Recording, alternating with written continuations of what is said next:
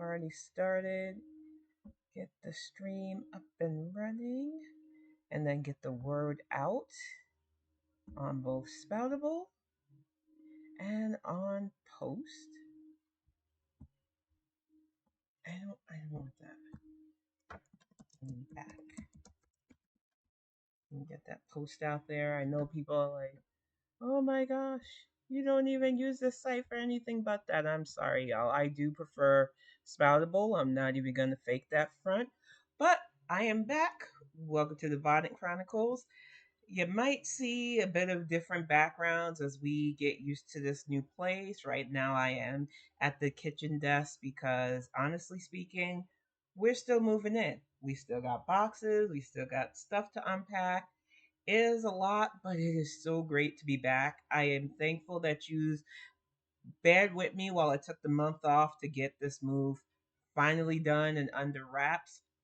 We are safely in our home now, and just it feels good. It really does. And I've started a new weekly home vlog. I've got footage that I have to edit down and splice into the next volume for next week. So it's been busy. I'm not going to act like it hasn't, but just because I was gone technically from doing these for the last month doesn't mean I haven't seen what was going down. I followed with everybody while the House GOP wasted our time. And I'm going to get to the Hydra agent that they finally. All I want to do is see you turn into a giant woman. A giant Thank you for the follow. All I want to be is someone who gets to see a giant woman. Thank you so much for the follow. Yes, I took the month off because moving houses would have been way too much.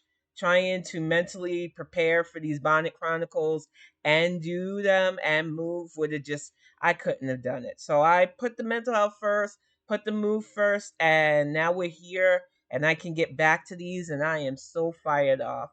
And it's like I said, the month I was gone, I seen the Kevin McCarthy stuff, the weird Game of Thrones crap that the House GOP are playing, wasting all of our time. I'm going to talk about the Hydra sleeper agent that they have made our speaker and why I don't like him soon. But like everybody, my heart right now is going out to Maine. I don't know much about Maine. I'm an East Coast girl, but I've never went that far up East Coast. I know for East Coasters, Maine is where a lot of the yuppies would go up and yacht clubs and lobster rolls. I don't really know a lot about the state, except it's one of the more monochrome states. And I just never felt like I would ever want to be up there for any reason. It's a pretty port state from what I hear too. But like all pretty monochrome states, even though they try to say, well, we've got liberals here, they tend to be like here in Michigan, here where even where I live, where you've got the sundown towns, where you got those good old boys. And as you can see from this picture, one of the issues we have with people who don't understand that small town mentality, that government can't tell me what to do mentality, coupled with ease of access to guns. And this fool allegedly was military trained in his weapon specialty. So it's even worse. And now we have at least 18 confirmed dead, and they said the number is as high as 20. It shouldn't be a no brainer for people to understand that it is not on us to protect ourselves from gun violence when we had laws after Columbine to keep these weapons out of civilians' hands. I don't think I'm saying anything that controversial to say that assault rifles do not belong in the hands of civilians. And heck, assault rifles don't even belong in the hands of non active military members. It should be on combat soil only. And we are watching these radicalized, corn fed terrorists, as I like to call them, utilize these violent tactics. And what their end game is, I don't know. I don't speak crazy white male rage. But I do know that all week I watched the news bring up this man's mental health thing, and I was just like, here we go again. I think it bothers me when people equate shit like this to mental health, for me personally, because as a schizophrenic, I've never really told a therapist or a psychiatrist about the head voices, not in detail, because what can you tell them? Sometimes you hear them, sometimes you don't. You have conversations with them. They are a part of your mind once you understand that, but you can clearly hear things at times.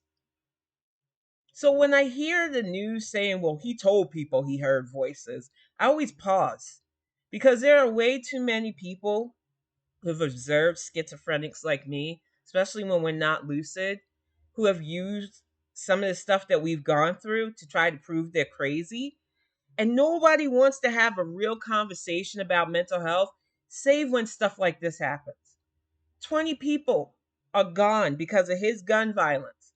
He was a trained gun person, the military or whatnot.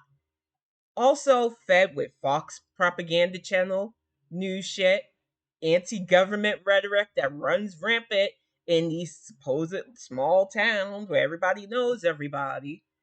He was a toxic cocktail for this to happen. My people can't even say Black Lives Matter and not be risking being put on a watch list. But these guys, they leave manifestos. I am sure if you looked at his social media profile, because they always have them, you'll see guns, flag emojis, and God stuff all over the place because they run the same MO. False faith, fear of anybody that doesn't look like them, ease of access to weapons, and right wing Republican rhetoric. It is a toxic, fear based cocktail that allows for these rampages to happen. And the only thing I could think of for their end game is the hope that all of us will just fall in line, do what they say, and be fearful. And no, not on my watch. And what we're not going to do is continuously equate this rage, this destructive, entitled attitude to mental health. Because while I do believe Homeboy had problems, it's clear he had issues. I'm sick and tired of that being the well. We gotta feel sorry for this yet again lone wolf in the sea, a pretty deep sea of lone wolves in America now. All of them have mental health problems. All of them have had family members who say, "Yeah, we knew, but we didn't think it'd go this far." Ma'am, sir, whoever, if you have a relative that is saying, I'm hearing voices, I'm not in a good headspace, and you allow them to run off like this, and you don't try your best to get them all the help you can, I feel you're just as at fault. My family is very protective of when I have my non lucid, my non functioning days when the manic gets to be too much, or heaven forbid non lucidity kicks in. We have a licensed weapon. It is locked and it's safe. I have no access to it. I am trained with firearms, and my partner understood that because of that, because I know how easy it is to utilize that weapon to do harm to myself, that it is best to keep that weapon out of my hands. I think the problem with some people is that they don't respect mental health. They don't respect gun ownership. And then when you combine those two things, you have stuff like this happen. And like I said, I could see by everything I've read on this man, anti government rhetoric leans, pissed off because the January 6th didn't go the way they wanted, because the tantrum and toddlers sure as heck wanted to overthrow our government in January 6th, 2021. And when that failed, a lot of them are sitting in jail now. And the ones who didn't get arrested are sitting there stewing like, oh, we got to have our revolution. They took the presidency from us. No, we outvoted a man who caused death and destruction, who is currently sitting on a bunch of indictments, who may just go down from the New York stuff if Tish James has her way. So no, we didn't steal anything from you. More of us said we don't want this idiot leading us into the ground. And we've had to accept elections that were clearly unfair, like we did in 2016. with grace and deciding to work together to make sure that we undid the damage as much as we could. But some of you are not good with taking rejection, being told no, being told you can't have your way. And this is the direct result of that. These rampages are not new. And he is far from the only dude with ease of access. Of course, his demographic makes the most of it, but he's not the only one. We had the Michigan shooter here a few months back, a black man who decided he was anti government because, I don't know, took 6 lives at a college. We had the dude in California who decided that elders dancing was too much for him on Valentine's Day and decided that his rampage was more important than doing the right thing, and lives were lost then. The problem is civilians getting their hands on AR 15s. There is absolutely no reason for this. And you can't convince me anymore. As a child who is a military brat, is somebody who had weapons training, who respects guns and gun ownership, who understands that balance between having something to protect the house and then having a vanity thing that you take Christmas pictures with. Our country really needs to get it together, because I'm going to play this video because I think this man pretty much sums up the problem with elected officials who don't want to take things seriously until tragedy hits. This is a Maine elected official. Let me get the sound up. Sorry, y'all. Humility is called for as accountability. At a time like this, a leader is forced to grapple with things that are far greater than his or herself. Humility is called for as accountability is sought by the victims of a tragedy such as this one. Out of fear of this dangerous world that we live in my determination to protect my own daughter and wife in our home and in our community, because of a false confidence that our community was above this, Bullshit. that we could be in full control, among many other misjudgments, I have opposed efforts to ban deadly weapons of war like the assault rifle used to carry out this crime. The time has now come for me to take responsibility for this failure, which is why I now call on the United States Congress to ban assault rifles like the one used by the sick perpetrator of this mass killing in my hometown of Lewiston, Maine. For the good of my community, I will work with any colleague to get this done in the time that I have left in Congress.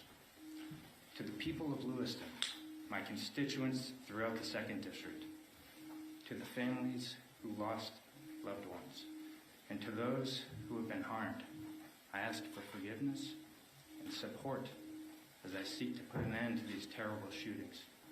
In the days to come, I will give everything I have to support this community's recovery. Thank you. Now, At a time like let me finish with it. What troubles me about what he said wasn't the emotion, because I could feel the heartbreak in his voice and the guilt, which is rare. It's very rare for a lot of elected officials to even express that.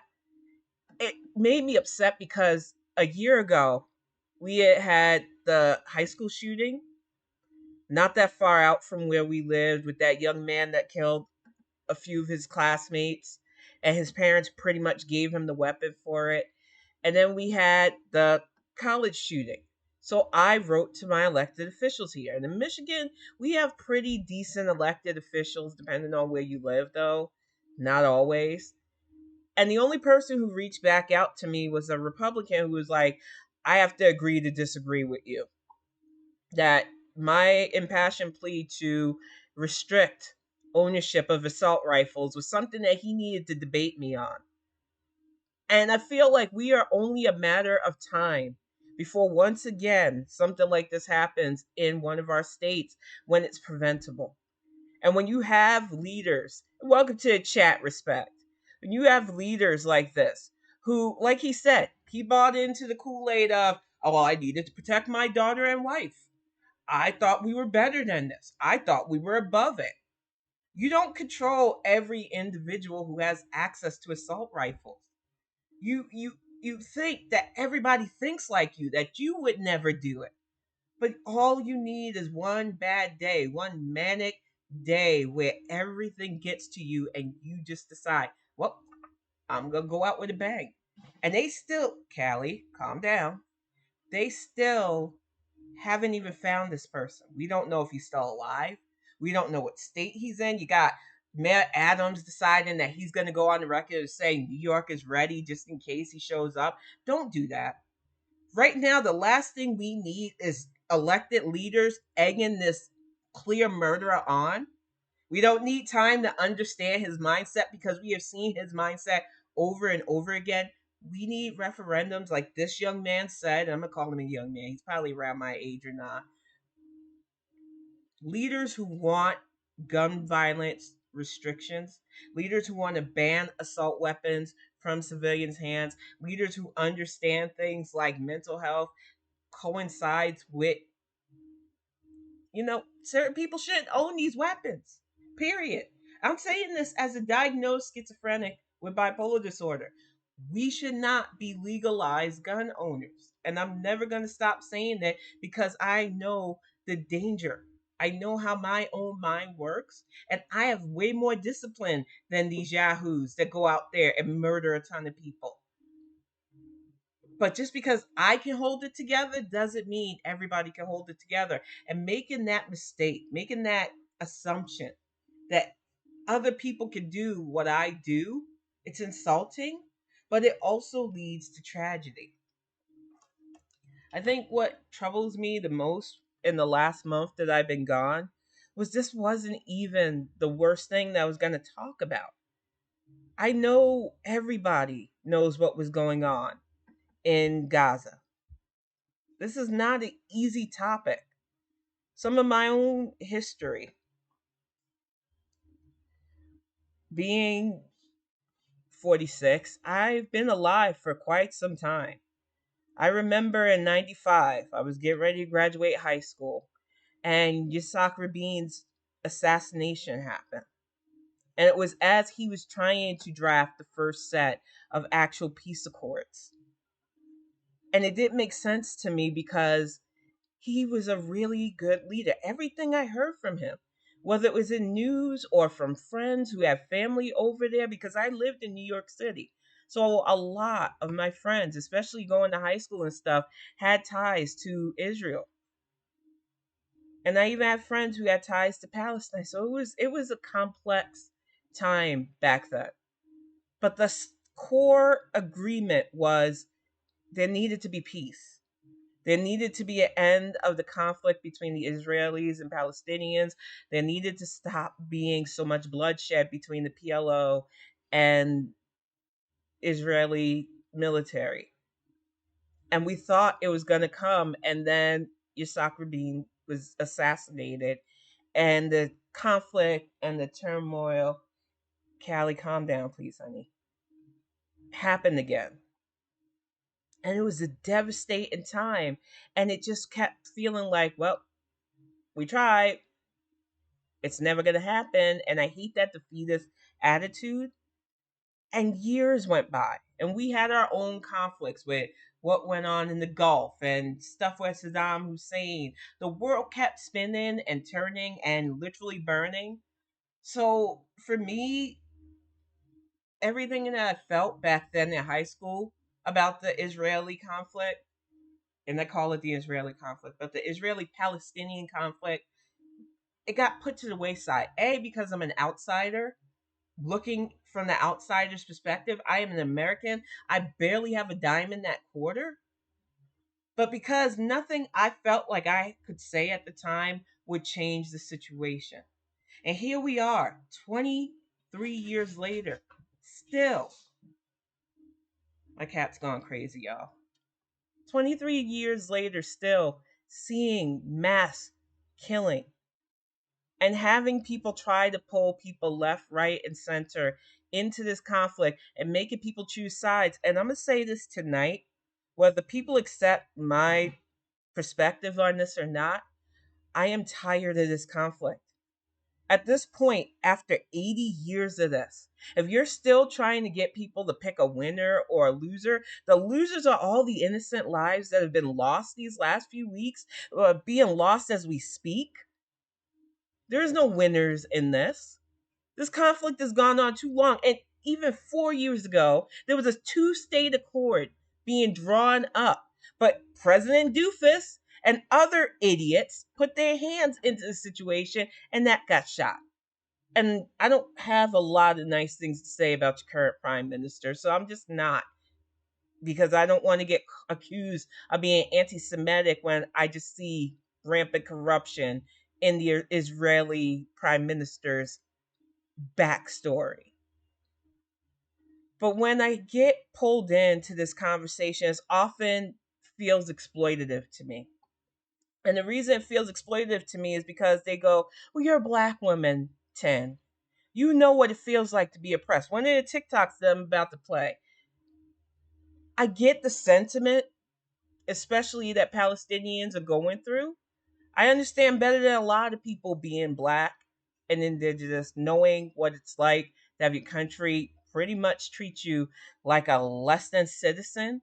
But I've seen words like they're going through apartheid being thrown around and other stuff. And it's just like, can you just use their plight without intertwining? Because I know that it's similar, but it's not the same thing. You are often using black struggles and black pain to highlight, and y'all's pain is y'all's pain. I would never shit on what the Palestinians are going through, period. Point blank, period. It ain't right. From everything I know, it is definitely not right, and we need to figure out a way to make it right. But every time I feel like people want me to weigh in a conversation, they start with that. And it always feels like I need to pump the brakes, and it feels exploitative for me. It feels like you're trying to get me impassioned about personal stuff as a black woman, that no, I can separate the two.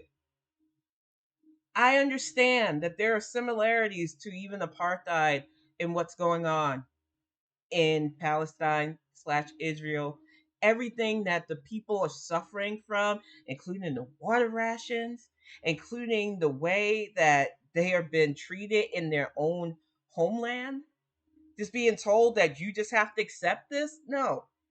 But if you aren't willing to work together after 80 years, if violence and conflict is the only answer people want me to weigh in on, if you want me to choose a side and the side ain't peace, then you're wasting your time.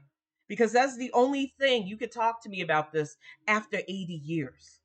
I don't care who's right in this situation.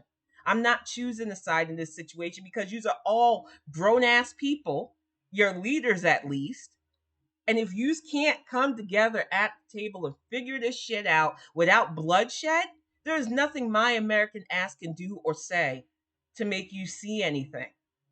I am so sick of people going, well, what do you mean you don't choose a side? Don't you feel sorry? I feel sorry for every innocent soul who can't sleep tonight because they don't know if they're going to be rained down upon. I feel bad for everybody who thinks that they're in this righteous battle as they ignore the fact that people are dying. I watched a video on YouTube yesterday that made me choke with tears because there was this doctor who was looking for his son's body and found it. And he didn't show the body, thank God. And it was clearly a child. And just the devastating look on his face and the way he kept composed. But you could tell, I could tell as a parent, his heart was broken. And you can tell me that you can look at that and say, "Well, I'm sticking it to the Hamas." It wasn't Hamas that died. It's not Hamas that's being rained down upon right now. It's innocent people. And while the terrorists did the stuff that started the conflict, dis I'm not distancing myself from that reality. There is photographic and video proof of the brutality that they did. Nothing happens without a reason. These groups are born from oppression. And while some of us only organize to protest, say our lives matter, we don't choose violence because we know violence would be met upon us in way deadlier form than we can take on. There are groups that just don't care. They get to that point where after 80 years of being oppressed, they just say, you know what, we don't care. We don't care. We know there's going to be violence anyway, so we're going full ham. Does it make it good? Does it make it right? No.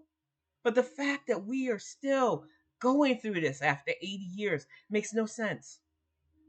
And I'm tired of people trying to pull us in to pick a side. Now, one of the things that I do like about YouTube, it keeps my behind off TikTok. And I'm going to talk about that a little bit tonight too, because it's been juggled and it's come to my attention that there are some people that I used to respect on TikTok that I don't know more. And I'll get to that in a moment. But I just want to play just a little bit of this and show you what I mean about how exploitative it feels. So, as a Palestinian, when I say free Palestine, I am not just talking about Palestine. I started nursing school in 2015 in St. Louis, just a few miles away from where Michael Brown was killed by the police. And being in that city at Mm-hmm. that time, watching Black Lives Matter being born stirred up a lot of feelings for me as a Palestinian. I saw a country justifying a child being murdered by the state in the street. I saw the people protesting that murder being vilified. I was standing there protesting, watching a militarized police force with tear gas and rubber bullets marching towards me, and I thought, this is that. As a Palestinian, to understand what is going on in Palestine is to understand the de facto apartheid that Black Americans experience here in the States. It's not an accident that when my grandfather came here, he was told to sit at the back of the bus, and it's not an accident that he marched with MLK. It has been Black and Palestinian solidarity, and it continues to be Black and Palestinian solidarity. Because yes, Free Palestine is about Palestine, ceasefire now, and the military occupation of the Palestinian people. But it's also about resisting the global colonial hegemonic structure. Because the shit happening there is happening here. If it is not Palestinian women and babies being killed by bombs in Gaza, it is Black women and babies being killed in American hospitals. If it is not Palestinian girls missing in the rubble in Khan Yunis, it is missing and murdered indigenous women here in the United States. The rage I feel when I hear the names Michael Brown and Trayvon Martin is the same rage I feel when I hear the name Shireen Abu Akleh and Ahmed Benasra. This is not to say that allyship is transactional, it is to say the only thing we have is each other. There is a reason that when people ask me about Free Palestine, I will point them to books about Black Lives Matter. When I say Free Palestine, yes, I mean Free Palestine, but I also mean Black Lives Matter. I also mean abolition now. I also mean reparations. I also mean land back. This movement cannot lose steam, not just because there is currently a genocide being perpetuated against my people, and every minute we don't do something, Palestinian lives are being lost, but because this is a global struggle for justice. It does not start and end with Palestine. We will not be free until all of us are free. The world is waking up. There has never been global solidarity for Palestine like this, and we have them so scared. The violence is so disproportional because we are challenging a global power structure. Don't let the momentum die because this is about all of us. Ceasefire now. Okay. I do believe that this young man really does believe what he's saying. And I understand where he's coming from. I really, truly do. He has family probably over there, he has ties over there. So he is very impassioned. But I'm sure, respect, you feel it with me. When he said that Palestinians march with MLK, I wasn't back there. That was my grandparents, and I understand that there were a lot of groups. There were Asian Americans, there were Jewish Americans, there were Italian Americans. There were a lot of people who did march on Washington back then. So I can't stop and pump the brakes on that. But it just feels like I need people to understand that, yeah, I want all human solidarity. I just don't want to feel like I'm being pulled into something that as he listed, we still got a lot of stuff going on here, y'all. I gotta be a little selfish in this, just a little wee bit selfish, because he listed Trayvon Martin and Mike Brown, but there's Ayanna Stanley Jones, there's Sandra Bland, there's just recently Elijah McClain, there's Breonna Taylor. There's so many names that you lose track, and it's not apartheid. I need people to get that right because I think it disrespects the South African people who literally lived through that for us to utilize their system of government. No, we have lived under Jim Crow since after the Civil War. If you're going to talk about my people's struggle in alliance with your people's struggle, Get the terms right, please, because I feel it's disrespectful to South African people, to those of us with roots out there, to conflate the two governments' stuff. This is what I mean about geopolitical takes. And trust me, in my month away while getting my house together, I've seen some of the shitty ones. I've seen some of those TikToks. I've seen people expressing their disbelief with how President Biden's handling stuff as a leader has to, as a leader who's helping somebody who is in NATO with him has to, as somebody who understands that you do not want to be on the same side as those committing humanitarian atrocities, but you still have to follow the protocols that NATO sets. And right now, sadly, NATO is standing by the militaristic forces currently raining terror on innocent people. And that's how I'm going to put it. So I know that it is a complex, awful situation, but I hate how it feels like people are calling upon us when y'all don't think about us. Y'all can cite certain things about what we're going through here in America under Jim Crow, but y'all don't think about us. And then you bring in our native population too, which need I remind you, some of us are both, but you don't have their names either because we still don't think about indigenous women who disappear and are subject to horrible violence on an extreme level. The fact that we still have way too many on reservations and they deal with voter restrictions, redistricting, and gerrymandering just as bad as the black communities.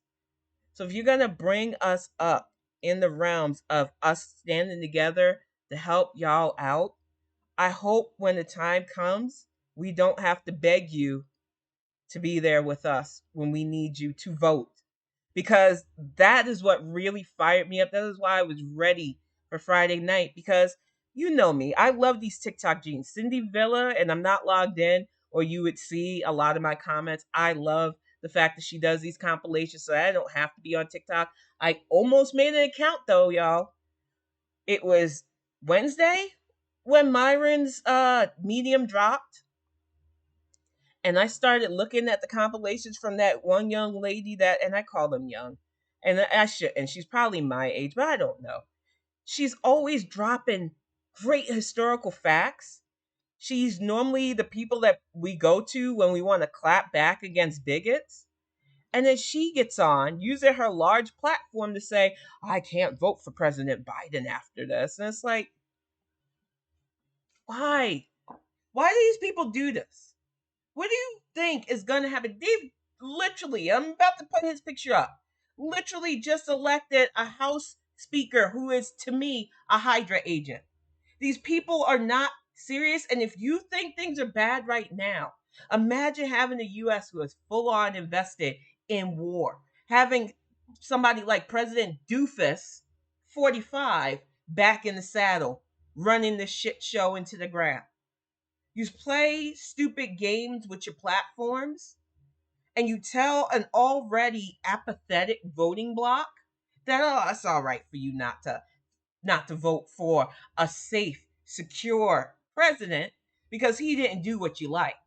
He didn't handle something that's not even in his country the way you would have handled it, even though you've never even been in politics. He didn't do things the way I liked it, so I may not vote for him, or I don't think I'm gonna vote for him. And it's like, ma'am, do you vote? Do you really? Because if you did, if you had any of the chops that I thought you had when I was listening to you talk about civil rights, Chinese American exploitation, and every other historical thing with such cadence and eloquence and actual intelligence, that it broke my heart watching you then use your platform to spread an anti political message. What the fuck is the point? You think things are going to get better for Asian Americans in this country after fucking COVID under somebody like Donald Trump? Because your little game of, oh, Biden didn't do things in this conflict the way I liked it, I don't know if I'm going to vote for him, could potentially lead to another bigot running our country. And you know who doesn't benefit when bigots run our country? My black ass, your Asian ass, anybody brown or indigenous' ass, anybody Muslim or who doesn't identify as a straight God fearing white Christian's ass.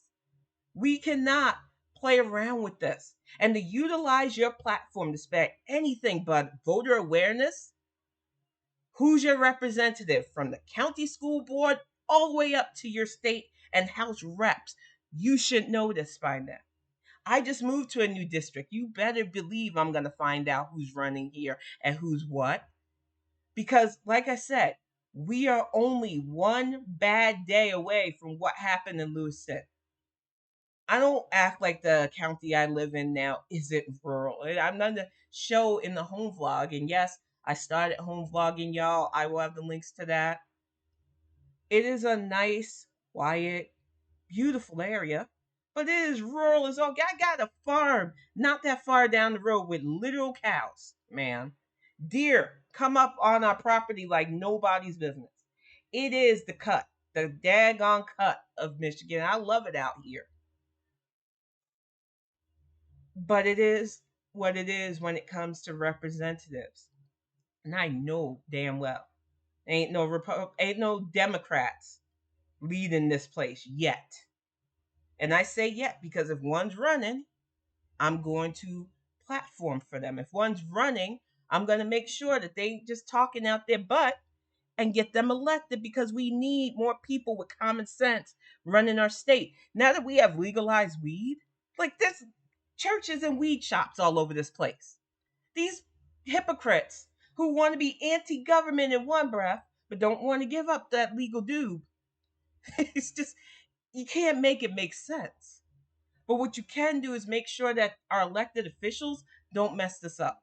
Because while I might not partake in the legal dube, I do want the tax money to come in so that we're in a better place. Like I said, I've gotten a home upgrade now, y'all. My kids doing well, my partner's doing well, I am doing well because we have a governor who cares. We have state elected officials that seemingly want to do their job, with the exception of that one doofus that had to politely disagree with me on gun violence. We had Ken Horn. I just want to throw your name out there. You're an asshole. I feel like we're on the path of better, but we have to make the personal political investment. I tell people all the time, no matter where I live, no matter where I move to, no matter where I go, I stay voter registered. I make sure that who represents me actually has our back, even if they don't have my party affiliation. When I lived in North Carolina, it was split between GOP and Dems. My senator was Richard Burr. I know you know who Richard Burr is because he's going through some things with that stock scandal. But back in the day, it was his office that helped get me and kiddo our passports, and he told me point blank, it doesn't matter if you voted for me, you are my constituent, and it is my job to do it. And I get that there are people that want a us versus them in politics, that want Republicans who won't help somebody with a D by their name and Democrats who won't. That is not what a good legislator does. It is their job to work for all their constituents, even the ones that won't or do not want to vote for them. It is their job to pass laws that protect us, and it is their job to help when you appeal to their office for things like federal stuff. And the fact that people don't notice or act like they don't notice, that's the shame. That is the lack of civic education that I try to push back against in these Bonnet Chronicles, but I can only do so much. We have the internet now. We have things like Ballotpedia. We have things like social media and not the other site. I don't even want to talk about the other site anymore, but I hear he's going to start charging you $1 soon just to be on there. So good luck to you still stuck on that sinking ship.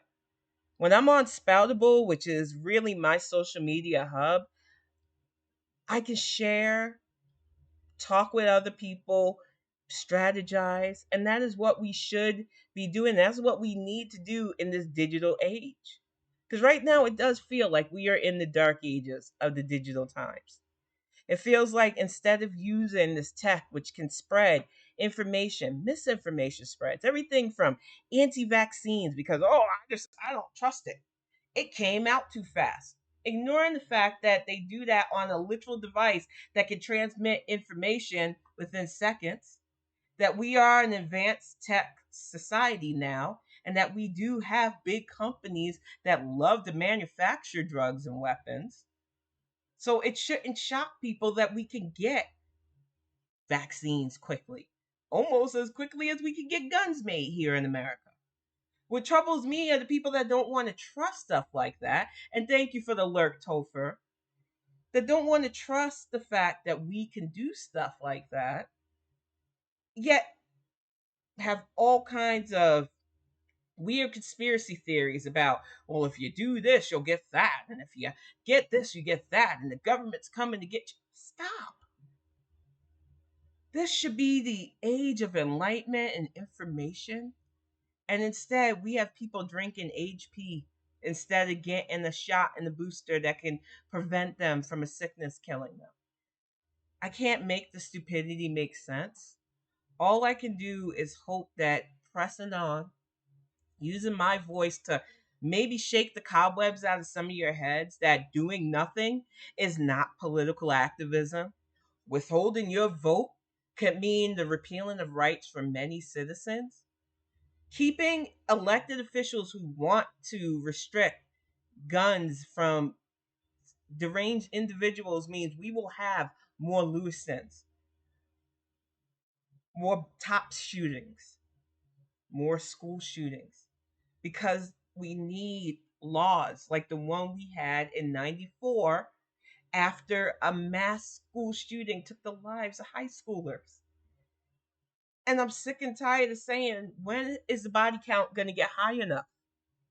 How young do they have to be? Because I thought after Sandy Hook, people would come together after I watched my president shed tears over the bodies of those dead babies, that we as a country would come together and say, okay, enough's enough. We can't keep making it legal for people to arsenal up like we're all going to war, like this is the Punisher war comic. We need to have common sense gun laws. I am not anti gun ownership because, like, I need to remind people, I grew up military. And even on top of that, I grew up with grandparents and uncles who were prepared for that race war that some of y'all like to talk about. Only we were on the clear other end of that, and we weren't going down without a fight. So when I say young people in my family were rep and trained, going down to the gun range was something normal and still normal in my family because we don't trust y'all motherfuckers. And why should we? Half of y'all want to lynch us, the other half of you want to own us. So, no, we don't trust you, and I am grateful for all the weapons training that I was passed down. It might have made my little crazy ass a little bit paranoid about certain things, but I am grateful for it because it taught us to defend ourselves. I don't say this easy though, because even with what I learned, I was taught a gun is not a toy. You would never see pictures of our family posing with assault rifles for Christmas cards. Yet we got that going on in America like it's cutesy. You're buying your kids AR-15s before their 10th birthdays and then wondering why Junior, who you ignore half the daggone time, who has clear mental instability, decides, well, I'm not getting attention this way. I'm going to go shoot up a school. And even worse, TikTok now platforms former school shooters. Yeah, I know about that fucker too. Mr. I think racism is a thing that can happen to white people. And the reason he thinks racism can happen to white people is because he got attacked by a black man that he could have left the fuck alone. The guy was attacking everybody in that area. But according to him, because he got attacked, it had to be a race crime because he got called white devil. And it's like, sir, you shot up a school. The only reason why you're not in jail currently is because they didn't die, but you have irreparably damaged several lives with your stuff. And I refuse to put his name out there because his platform already sickens me. The fact that TikTok can make somebody that literally is a school shooter and he's proud of it. He thinks he's on a spiritual journey and he's out there giving advice to schools and everything about how I used to be a school shooter and this was what my mindset. I'm just trying to help people. And then in the same breath, because he's been working at a homeless shelter, no fault of that, but he approached a man who was clearly unstable. Several people stitched saying, I live in that area. The man is was dangerous. He attacked us. It ain't about race. He just attacked anybody. And he had a sword.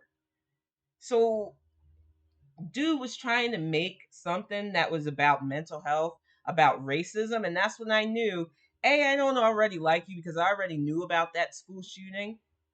So it was already troublesome because it was back in New York, which is my home state. But the fact that you got out after 16 years and instead of just living a good, quiet life like you claim, maybe helping at schools like you claim, you made a fucking TikTok and now you are on there saying that you believe white people can experience racism because of that one act when the guy who assaulted you, because you didn't die either, is now going to spend 25 years to life in prison.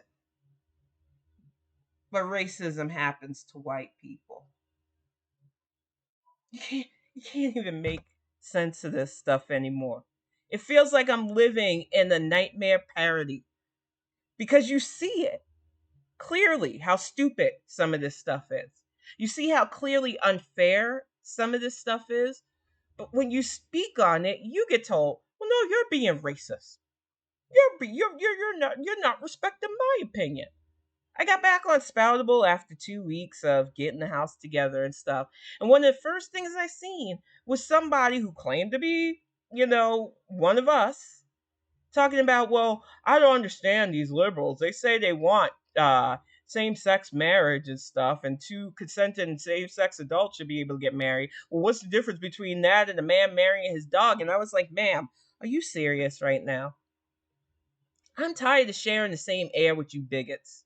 I really am. Because you know, and I don't care if I piss off some of you freaks that like animal sex, which you shouldn't because it's wrong. Consent matters.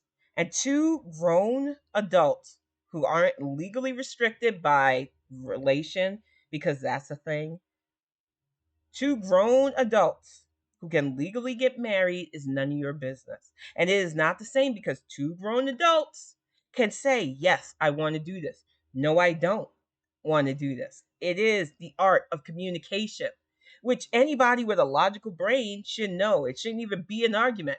But some of you love to deflect your bigotry so badly that you will make the most asinine arguments. So you equate a gay man marrying, or a gay woman marrying, or a non-binary couple marrying to somebody marrying a creature that could never consent to such things, when you know the only reason why a man or a woman will want to marry their pet is for certain deviancy. Because what the fuck? What would a dog or a cat, outside having a loving child, because my cat is like my child, be in your life? There is no fucking way you could look at an animal like that as a partner. It's weird. I'm saying that as somebody with mental health problems. There is no justification for it.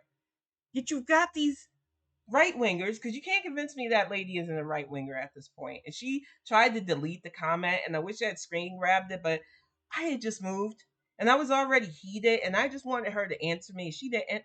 She ran away like they often do, because when you hit them with logic, their bigot bullshit falls apart.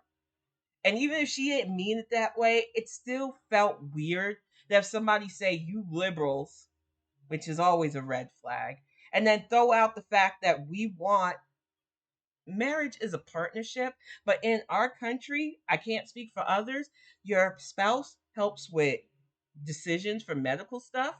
Your spouse takes care of stuff when you can't. It is a legal partnership that a lot of Americans for years could not engage in.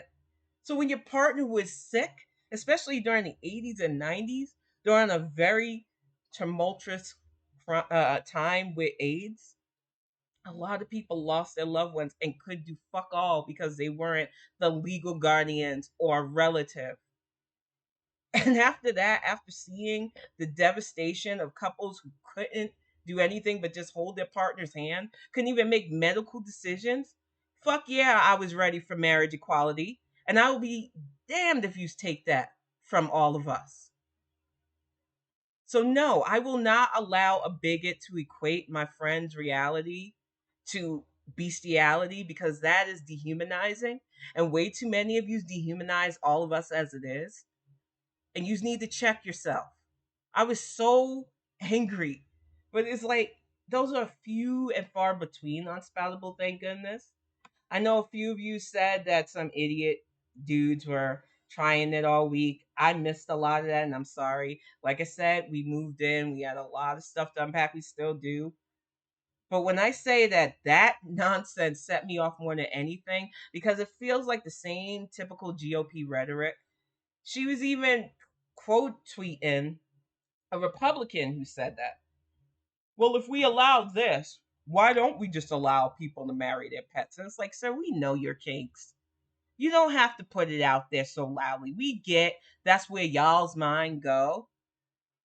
But I've seen beautiful families that just happen to have two dads or two moms or polyamorous now because that has been a thing for quite a while.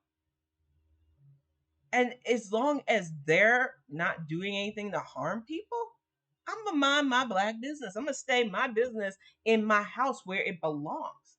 Because as long as my house is okay, I can work on the things that are important, like having proper leadership, having an area where I don't have to worry about sending my kid to school and having them be shipped back to me in a coffin.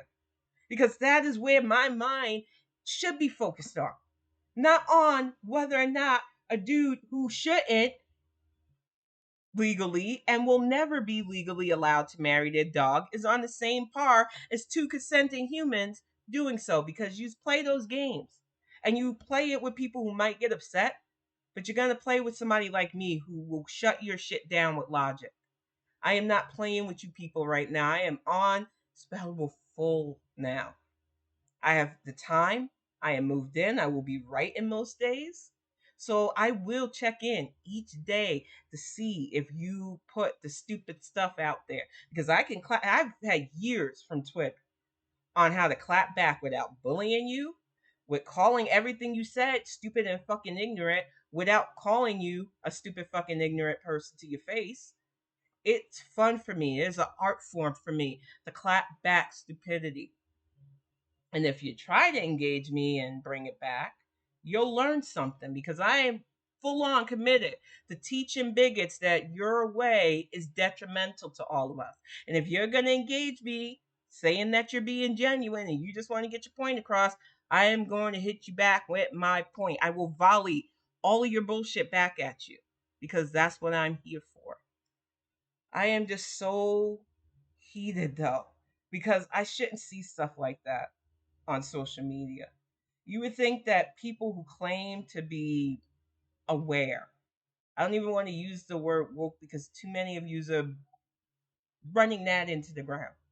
You don't even understand the concept of why my people, especially, had to say it. We've explained several times what traveling through our own country is like, what sundown towns do to us, why we tell people to keep our eyes open.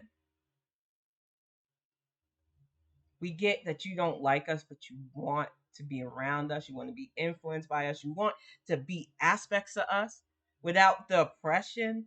And you can't, and it makes you mad, and you take it out on us. And that is a you problem. We all just want to get together and live. We all just want to exist together. And the fact that we are still in the year 2023 asking you to just let us live, just let us be, is ridiculous. And it's going to get to the point where we're going to just stop asking and then you aren't going to know what to do because it's like I said, some of you think that we're all just living in ghettos and not trained and armed, and I need to remind you that a lot of us not only had both military training but family who had military training that also do not trust y'all. So I'm going to remind you again, y'all are going to fuck around and find out. And it's going to be worse than what happened in Montgomery because it ain't going to be folding chairs. It's going to be enough people who are sick and tired of being told to wait our turn, being told to sit in the back of all the other conflicts and only be brought up in regards of, well, we see what you're going through, so stand with us. It's going to be all of us who are currently going through it, who can't even live in our own homes without the fear of a no knock raid being turning us into a hashtag. Having children is a death sentence. Every step we take as black and brown citizens in our own country could be our last, just doing daily stuff. And until that changes, I can't stop. And I won't. I won't stop pushing back against this illogical nonsense of bigotry. I won't stop saying that what's wrong with peace? I won't stop calling out when I see corruption and ignorance from politics to everyday life, because calling it out, shedding a light on it helps more people see it and avoid stepping in it. And if you think I'm wrong for feeling this way, that's your opinion, but it's not. Prove me wrong. That's all I'm going to say. If you think that this is just some loud black woman, she don't know what she's talking about, prove your point right. Prove your point that everybody that doesn't look like you is somehow inferior, that their gender and color make them inferior. Why? There was amazing breakthroughs in both science and technology. I'm pretty sure that this young lady has found a way to use nanoparticles that she thinks is going to be able to cure cancer. And I'm like, this is the kind of stuff that we should be pushing towards, along with EV development, which means electric vehicles. For those of you who are like, EV, we have so much on both science and technology that just amazing breakthroughs, stuff that I was just writing about 10 years ago, now starting to come together. And their future can be bright if we all stop being so fucking selfish and self-centered and self-driven, instead of really showing solidarity, and not just when it's cutesy and not just for our TikTok platform. It's on us, y'all. And I say this as somebody who has a platform. I'm not going to fake that front. I was about to show you the merch because, oh yeah, even though I did show it in a home vlog, I got new merch here. My punk powers are Defiant Decency tanks. I've got shirts. I've got this little beauty here too. The mug with the Nixie. I am so excited about stuff like this on top of Axiom, because I didn't forget about this. I am writing its follow up book as we speak. But this book is a full story and it deals with science, technology, real issues like suicidal thoughts, real pressures with dehumanization, what it even means to be human. I wanted a story that really showed a fantasy version of my experience. And that's why a lot of people who have read the story says it resonates. So if you're into the story, while I have the code still going, my NED, MYNED, you can get 50% off. This isn't to just push my stuff, but I do feel that right now, especially, people need to read stories like this and understand what it means to have a whole world decide your humanity and have people vilify and turn you into monsters simply for existing. To have somebody try to stand against that and understand that no, I'm not a monster, I'm just me. I wanted that story to resonate with those who understand what that feels like, because there are millions, if not billions, of us now out there, whether we are black, brown, or indigenous, that understand that dehumanization and that want to just live in our world, want to make it better, want to have that spiritual and cultural connection that keeps getting severed by white supremacy. And until we actually come together and understand that it's not about making enemies, it's about stamping out that evil that hate is, so that we can come together as humans. What's the point of fighting each other? What's the point of trying to be right when it's wrong to just use hate as your only means, your only compass in this life. And I just want more people to see what's worth it. Making somebody your enemy because they don't look, act, worship, or culturally identify as you doesn't get you anywhere. And all it does is cause unnecessary conflict and unnecessary death. So if my voice tonight can help more people understand that it isn't worth it, then I know I did a good job. But I'm going to get ready to wrap this up. Thank you all so much for sitting in with me this hour. Respect. Neon, thank you for the follow. Topher, thank you for the lurk. Everybody who sits in these chats, everybody who watches these on YouTube, we are pushing for 1,000 on there. And once we do, we are going to do giveaways left, right, and center. I am excited about that. But for now, I'm gonna go wrap it up, make Axiom Wolf and I some dinner. I gave Kiddo his food ahead of time. You don't tell that boy he has to wait. No way. He would have been pacing in the background. I will be back on Tuesday. It is Halloween, so I'm excited about that, y'all. I am just looking forward to doing these Bonnet Chronicles again from this house. It is a peaceful area, and I hope that you can hear it in my voice. I feel so rejuvenated out here. It is a better fit for us. But I'm going to wrap this up, and I will definitely thank you so much, Neon. You have a good night and a good weekend. And my cat just did a parkour. I'm going to get to her. I'll see you all later.